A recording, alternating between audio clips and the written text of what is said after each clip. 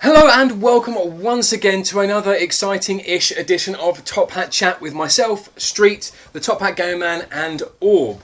Today on the channel we are going to be having a little discussion about the PlayStation Mini. We're going to be talking about that again, but from a slightly different angle than we did before. We're going to be looking at the fact that it is now more worthless than it was when it came out. Yes, and it's depreciating in value by the day. With regards to this one, I did predict deflation in value with regards to the platform, and I said from the start that I'm going to procure one for £10. You said 5. Roll back. Yeah, I've procured PlayStation Mini finally, and I'm very, very impressed with the product. I have to say, it's amazing. Was it the £5 that you said it would be? It was the £5 I said it would be. I said I'd buy one when it's £5. Yeah. You said 5. 5, 10. All the same thing, really. It's not. It's slightly different, but the sentiment is still holds true. You're going to get one for a considerably cheaper price. Yes, I predicted a quick fall. However, the fall in value has been slightly different to my original prediction. I said that it would fall off in value extremely quick because it would be extremely mass-produced and everyone would want to buy one for their casual gaming relatives as a Christmas gift. So I thought it would sell really, really well, and as a result, people would have a go at it over Christmas, realise that they'd rather have lots of cigarettes and alcohol instead, so they would sell their PlayStation Mini in January, causing the market to flood with PlayStation Minis and then being worthless. But in fact, they're worthless for another reason. They're worthless because no one wanted to buy them. Yeah, I don't know anyone that received one this year. Not as a gift. I bought one because obviously we were having a discussion about it and you said I'm not getting one and you said I'm not getting one. I was like, well, to do a video on it, one of us needs to have one. So I thought at the very least it will look nice on a shelf. So I bought one, and it does look quite nice on the shelf. So, yeah, it looks pretty. That's about it. So with some Tesco branches currently selling them for £27.50, do you already feel a bit annoyed that you could have free plus £7.50 change if you had waited about 3 weeks? No, it doesn't really bother me. It's amazing that sells for £3.50 or £2.50 less than what I paid for Lego DC Supervillains earlier in the week. Yeah, the thing is, it is ridiculous, and it just goes to show how shoddy they are that it's dropped that quickly. I don't know if it's that shoddy a product. I think the shoddiness is grossly exaggerated. I own one. Do you think so? What's so shoddy about it then? It feels very cheap, and it's not what you expect. When you get a Super Nintendo Mini, yes, you pick it up and it feels like a Super Nintendo controller. Yeah, it feels like it should. You pick up the PS1 Mini's controller and it feels light and cheap. And to be honest, it's not a DualShock. They've sold it with the worst possible controller that they could have done. And it's beggars belief why. I mean, that's the reason why it seems to be the reason why there's not a lot of the best games on there, is because they need the DualShocks. Well, I don't know if they need the DualShocks. I think one of the reasons they probably did it was to cut down on costs, because obviously there's rumble features and stuff that come along with the DualShock. Yeah. But I think the other reason possibly might have been on their minds is that, well, we're going to do the PS2 Mini once this sells out, and that would be a good feature to tack onto the PS2 Mini. If there is a PS2 Mini, I will eat his hat. Well, now that it was probably the original plan. Yeah. I agree with that. In regards to why they chose the games they chose, I've heard a rumour it was purely on the basis of with the emulation, what was available on the market. They just chose the games that were easy to emulate. They never developed an emulation from the ground up. They just used an existing one that existed. Yeah, they have. It's the PSCX Reloaded, I think it is. Yeah. Anyway, that's so cheap. That's such a cheap move. But people have obviously, the hacking scene is amazing for all stuff like this, and very, very quickly, add-ons come out where you can add your own games and stuff like this. And I haven't heard one person complain to say that the emulator can't run a game. So why don't people just open them up, swap the memory out, or add more memory if possible, They're trying to do it in the most basic way possible. In the way that it runs at the moment, if anybody at home, I'm not going to go into details because I don't know massive amounts about it, and I'll probably get my words in a confabulated state and I won't be able to get my words out. But it's very easy to do with literally, you don't have to take it apart. Yeah. All you do is plug in a USB drive. I do not know that much about the hacking scene outside of the likes of Peter Sutcliffe and people like that. Right. He didn't hack. What did he do then? Hammer. Close Yeah, enough. he was MC Hammer. It's Hammer time. Different. Yeah. So, what was your point? My point, we were just talking about Peter Sutcliffe for a bit, wasn't we? Yeah. Oh yeah. No, but what we're saying about the emulation is the fact that the emulator itself can handle these games, but they weren't on for another reason, because you can literally just upload the games pretty much in the state that the ROMs exist and they run. So, I mean, there were some glaring omissions, such as Spyro and Crash.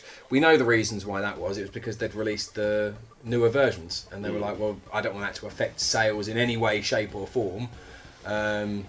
We want people to buy that version only. Do you know it'd be a lot more exciting than a PlayStation Mini? A Saturn Mini. A Saturn Mini would be good. Because, again, the Sega Saturn didn't sell as well, so people should want to buy it. You'd want to buy stuff that you can't get easily. Yeah, and Saturn is notoriously One of the difficult to lowest emulate. selling.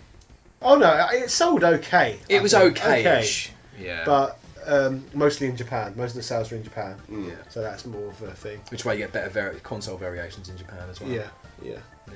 But no, a Saturn Mini would be great. I'm looking at the Saturn over there.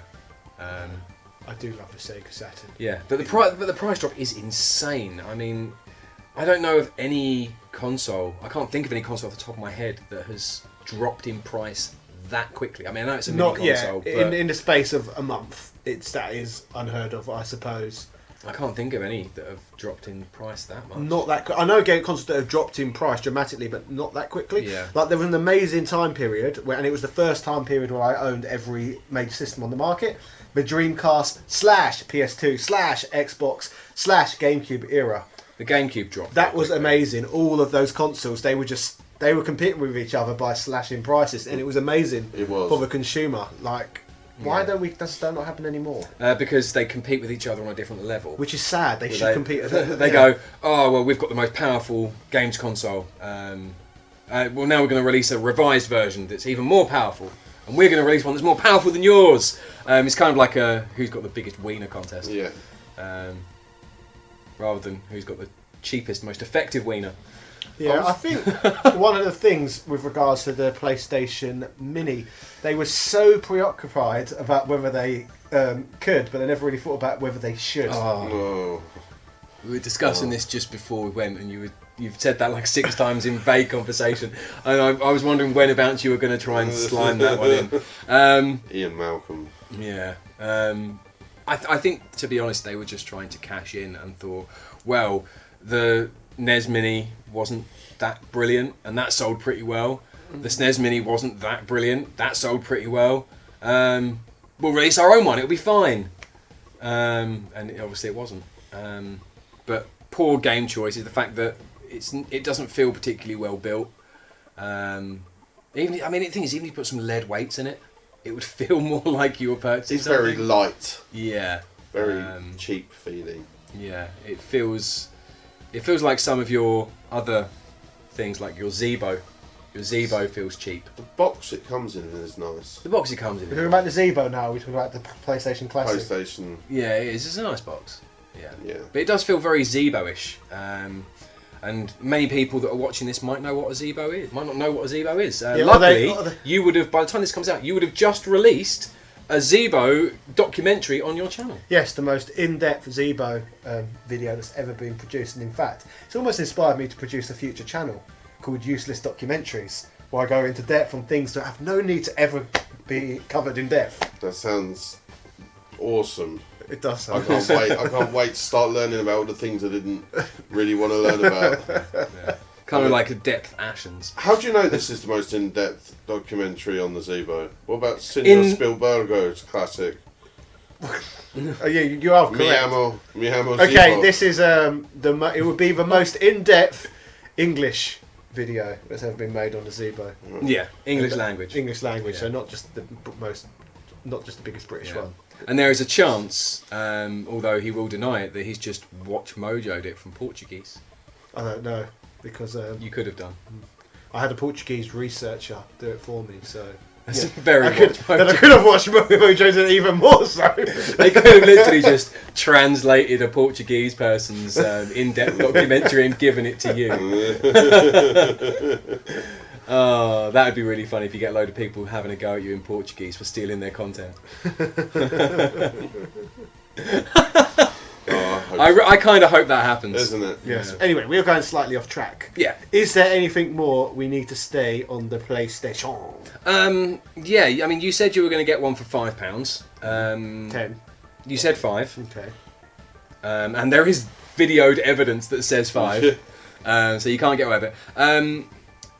I think you'll probably find one for 5 if you wait a bit longer. To be fair, with it being worth only £27.50 at Yeah. present, I'm sure there's probably quite a few viewers who actually own one who are pretty panicked over the fact that they own one and they might not get any money back when they want to pass it on. You won't. So, you got the Top Hat Gaming Man here, willing to pay £5 for your PlayStation Classic. So, in fact, I will go one step further and say that he will buy everybody's PlayStation Classic for £5 each. Anybody that doesn't want their PlayStation Classic and wants to sell it for £5, send him Deal. a message on Deal. YouTube and he will buy every single one. well, yes. And then I'll create one of those photos like in Shenmue where it's got the Sega man crying over all the unsold Dreamcast. So an image, I'll recreate that image with PlayStation Classics. I really hope this happens. Just that's funny actually. Those classics always get scalped to buggery, don't they? So there probably are people out there crying with big piles of PlayStation Classics. So that's something nice and heartwarming to know, isn't it? Yeah, it's a Christmas miracle. There was these men out there trying to ruin people's Christmases, and their own Christmas was ruined. That's amazing. I would be really annoyed that you've assumed their gender, but they're scalpers, nobody cares. No, to be honest, you do get a lot of disgusting women scalpers as well. I've seen them on the buying and selling groups. You know, the stay-at-home mums. Is it the sympathy ones that are like, I need to buy my kids some Christmas Exactly, presents, so yes. please will you buy this at an inflated price? Trying to guilt people, that's sad. Sad but true. Yeah. Anyway, so the PlayStation Classic Mini thing has dropped in price considerably. You will probably get one for a £5. Yes, at some point. Yeah. Very, very soon, I would guess. Somebody will sell one for £5 at some point. Or even better, sell me one for £1, because that'd be amazing bragging rights. Yeah, that would be. Yeah. Don't give them for free, because that's not a purchase, is it? No, I don't want one for free. No. I want to pay for it. Yeah, just not just nowhere near its regular retail.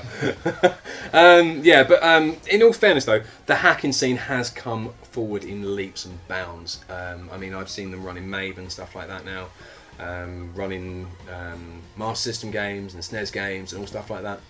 To be fair, I'm happy with my Mad Catz Mojo, so... Yeah, I mean, there are other ways to emulate, there are better ways to emulate, but if you have one, not all is lost. And playing with us, I mean, the controller's okay. So, yeah. I mean, hopefully they'll be able to find a way of getting a USB PS2 analog DualShock controller. For anyone who did buy Sure, them, though, I did warn the general public that they'd be worthless very quick. And as I always say, use my knowledge, I beg you. I'm glad you fit that one in as well. Thank you. Do you want to do an outro? Do you want? Who, me? Yeah, Orb, do you want to do an outro? No, I'll allow him to take the stand. Okay.